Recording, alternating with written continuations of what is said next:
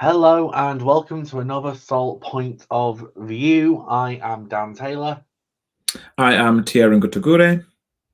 and that is probably the most formal introduction we've done to one of these before.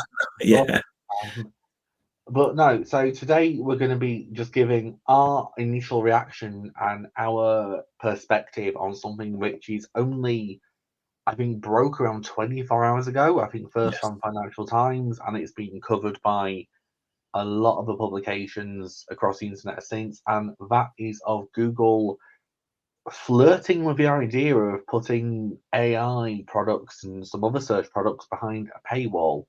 Um, Thierry, what are your initial thoughts to this? I'll also just share the BBC article as we go through this. Yeah, so just to contextualize this for everybody, we have been, the last year has been a bit of an AI arms race for a larger portion of these, the big blue chip brands, the Magnificent Seven or whoever else that you may be.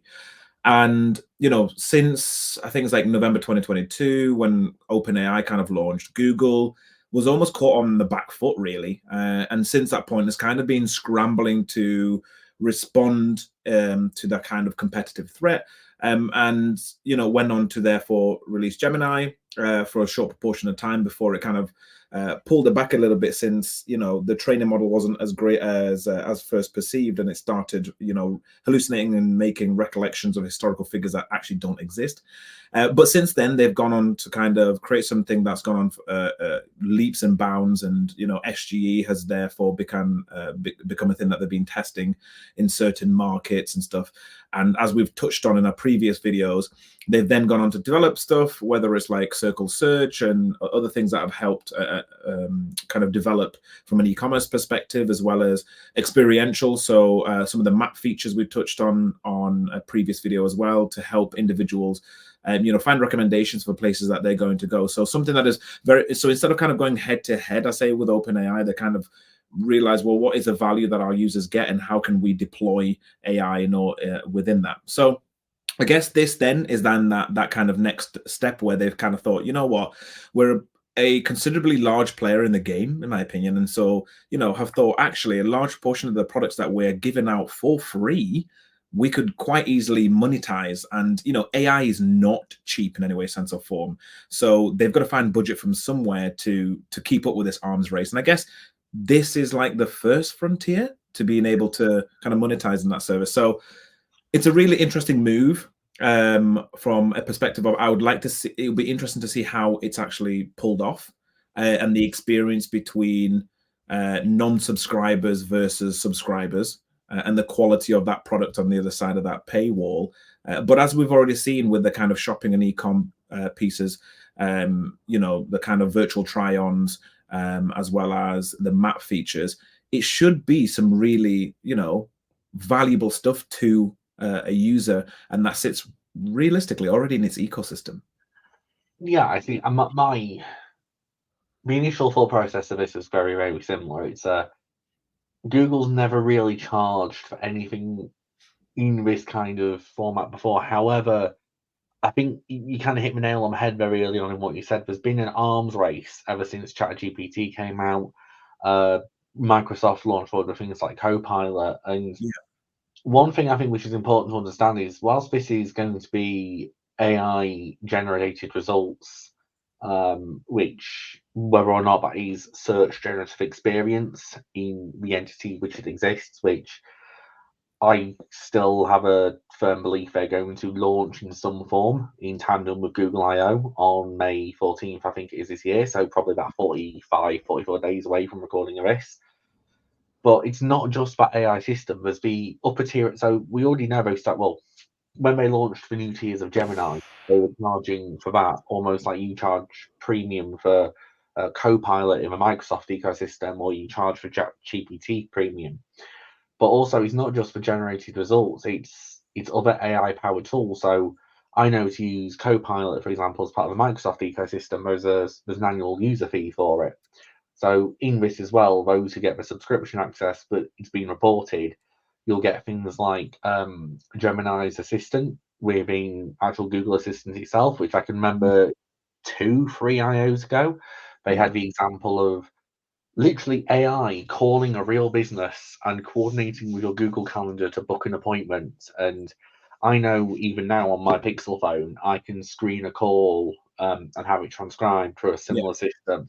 But it's also the integration with Gmail and integration with Google Docs, where it can be used as a writing assistant, which is very similar to Copilot and other elements. So it's almost a yeah, I not only see this as that paid search function, but it's almost like a tiering system within Google's workplace ecosystem as well. So those people who yeah. use Workspace and Premium Gmail for work, use Docs for work, and even Drive as a work storage system.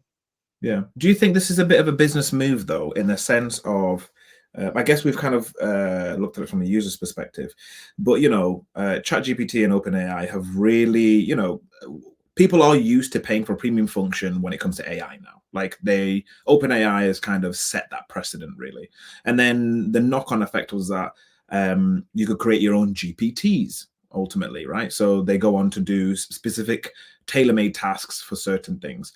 But I guess the bridge that ChatGPT or OpenAI in general has always kind of faced is that they don't own their own ecosystem of anything. So they almost have to borrow the functionality of another ecosystem in order to be available somewhere. So if you wanted to use it in Sheets, you have to find that plugin or the script to plug that in, etc. So I guess, is this a tactical move from Google to then go, actually, we already own that ecosystem.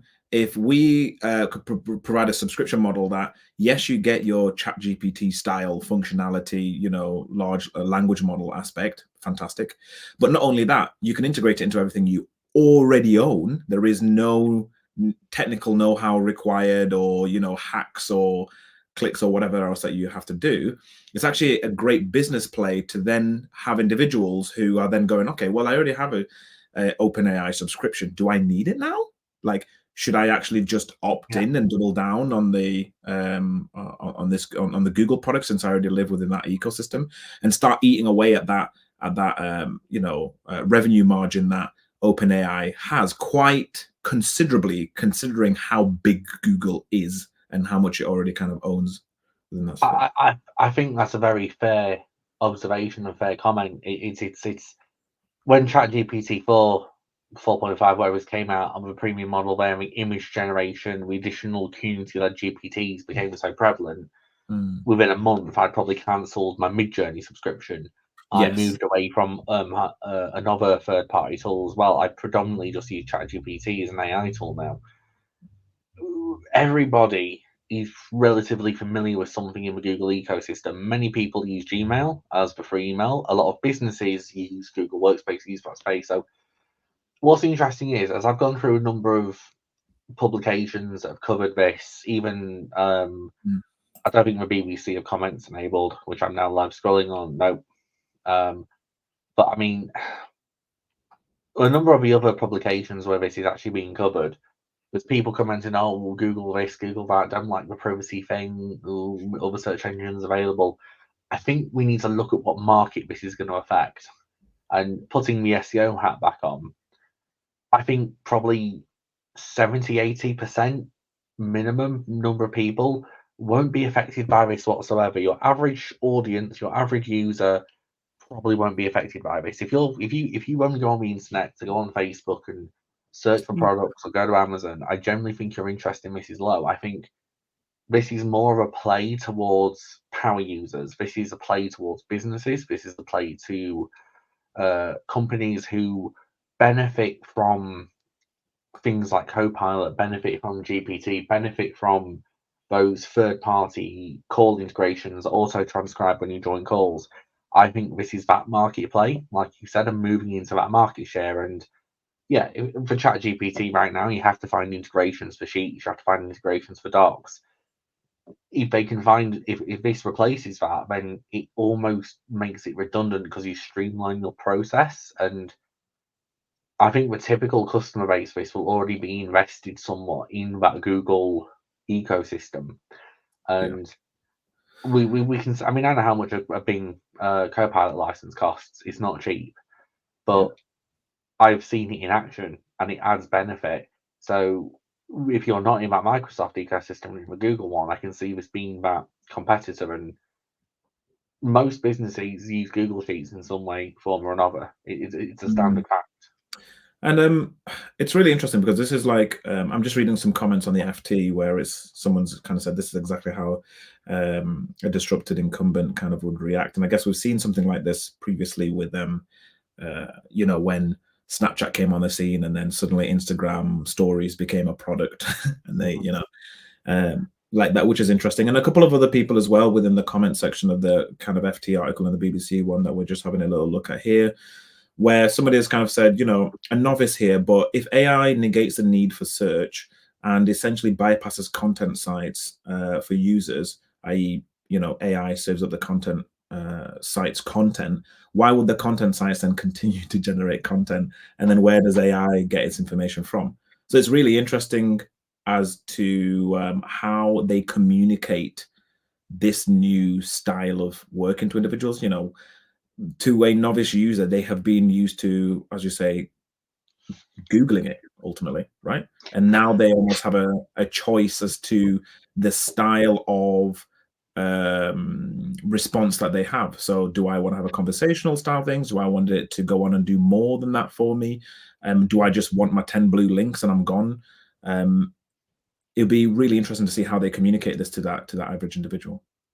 I think I think this comes down to a wider marketplace conversation, because there's been challenges to individual specific products in Google's ecosystem for a number of years.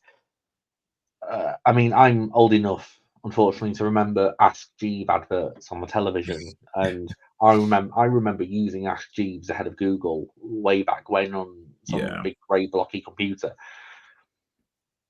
Google's developed a position in the marketplace where it's almost become an adjective, a verb, and a noun at the same time. It's become a systematic piece of language. You say Google it, you don't say search it. Mm, Bing has a market share.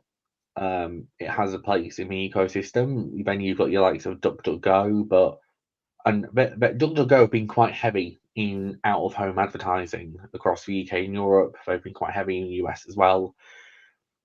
It's a considerable shift, however, to change such a heavily ingrained behavior and move over to other devices in that way, and move over to other search engines. And similarly with things like emails and stuff like that. So most people, like, yeah, you can use something like a Proton or a DuckDuckGo email or something like that to keep yourself private, but the average man on the street won't have the confidence level to make that shift over on an email account. Like, I know mm, people who still have at NTL World email addresses in the flow, at AOL, and that's back in the days when the internet came on a CD-ROM attached to the front of a magazine. Like, that they're still an active market. They're still spending. They're still accessing the internet. I think if we look at I mean, I've got it on screen here because I want to cover it. Like you said, there was the hallucinations happening, and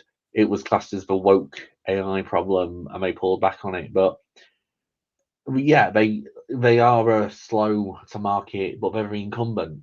They've kind of they've been in a position of letting ChatGPT, Bing, everybody else go forward and make the mistakes because they've had a strong position to rest on.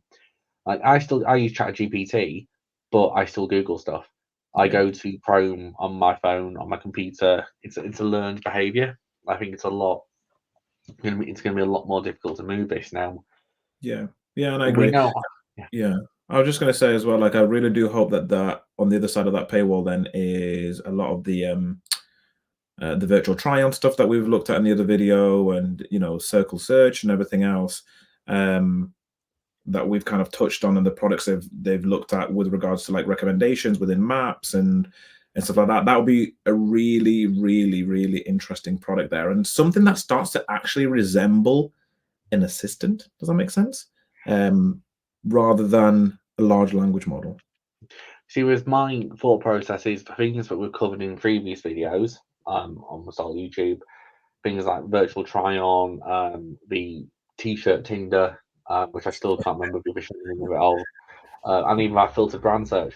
I think they will still be integrated into the main core search product, Mm, because if you're going online and you're looking for t-shirts, for shoes, for things like that, you're a much larger market. Whereas I think this move towards a premium tier will be more focused at business customers, users within businesses. So this is more likely going to affect, because here's the other thing, we don't know how it's going to affect search behavior. We don't know if it's going to be trackable. If people, we yeah. won't, it's very unlikely we'll get a breakdown of these keywords are searched for by premium Google users versus free Google users. We're not probably And not. will we even get that for free? So, like, would we have to pay for that, for Well, example? I don't even think we'll get that data at all, being honest. I think we'll end up in one of these situations where we have to kind of rely on some sort of annual report of, oh, well, I don't know, an ABC kind of Acorn style report of, oh, here's the breakdown demographic of Google premium users because they want to show off how big a success it is and everything else like that in the alphabet reports.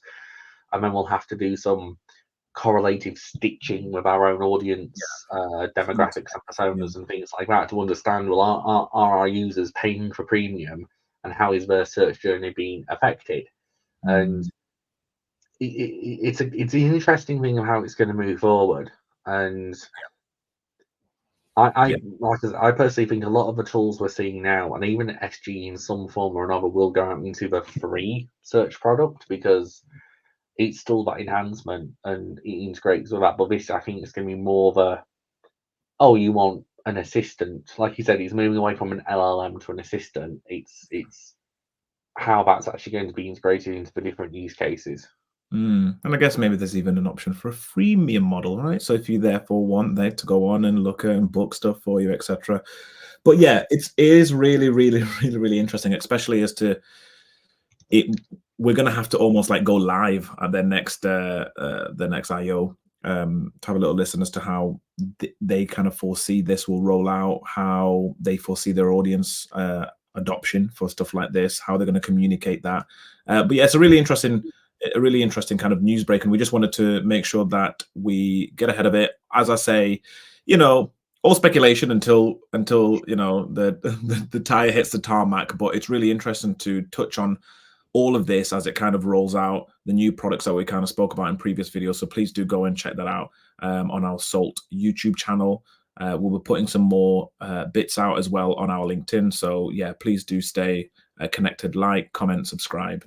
And yeah, Yeah, well, thank you very much for your time, everyone. It'd be great to also find out in the comments what your thoughts are on this, how you think this is going to yes, be affected, and yeah, thank you very much for joining us. And like Thierry said, make sure to hit the subscribe button, click the bell for notifications, and thank you very much for your time. Bye now. peace.